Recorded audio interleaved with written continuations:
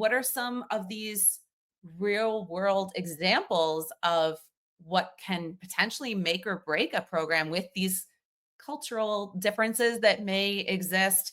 And how do you have any examples?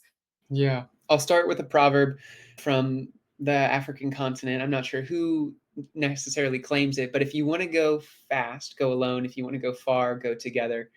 And as a primer for this, adapting to cultural differences is a slow process. Two stories, one of success, one of failure. I'll start with the failure. I was trying to engage with an agency working in a Middle Eastern country, and there's a lot about that context that I don't know.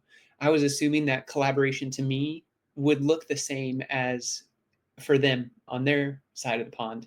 That was not true. And so, as I was trying to collaborate with multiple agencies, they actually felt slighted or shamed or dishonored when I was doing that because of a certain status in society at which this group was different than this other group.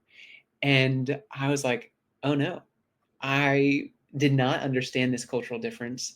And we aren't working in that country largely because it didn't move forward and I was hamstrung. And it's unfortunate. I do trust that it's timing. Eventually, if it's if the Lord wills, we will move into that country with some of our products and services. But an example of a success of adapting to cultural differences is more a mindset that we've adapted for some of our tools.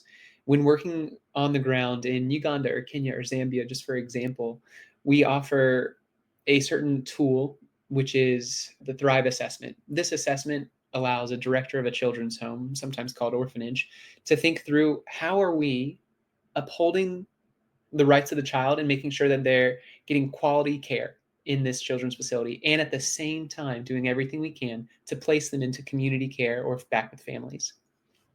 We have a template for that tool, but every country that in which we're in, it looks different because we ask our on the ground partners, can you look at all these questions? There's a lot of them. Look at all these questions.